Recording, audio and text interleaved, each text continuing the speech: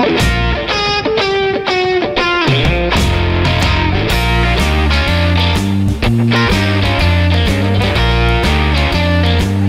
got a chance to check out Brewing Up Chicago History, an exhibit at the Field Museum put on by the Chicago Brewseum. I was fortunate to have Chicago Brewseum founder Liz Garibay there to show us around the exhibit.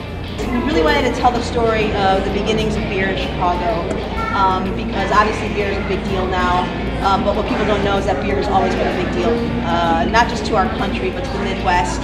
I started the Brewseum in about late 2013, early 2014, built a team. We always want to try to make things relevant to what's happening today and make personal connections. That's how people remember stuff, right? And so for us, it was the immigrant story. People don't realize that there's always been a lot of anti-immigrant sentiment all through the beginnings of our nation's history, our city's history. So that was the story we wanted to tell, how there are really all these Germans who started this beer industry in Chicago. The Irish came along, and then pretty much everyone else came along, and they were employed by the brewing industry, the bar industry, the alcohol industry. So when you go in, there are the 4 sections. You're going to see a hanging banner. That's sort of the intro label, right? And then you want to go to your left. Section 1 tells you at the very beginnings of Chicago history.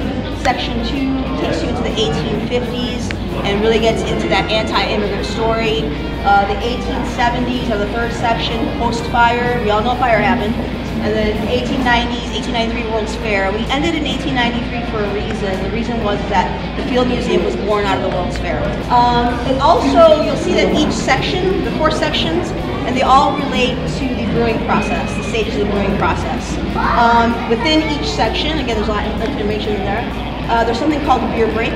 So take a beer break, turn around, and you'll see on the pillar a description of the beer style that was hot at the time and why it was hot, what people were drinking.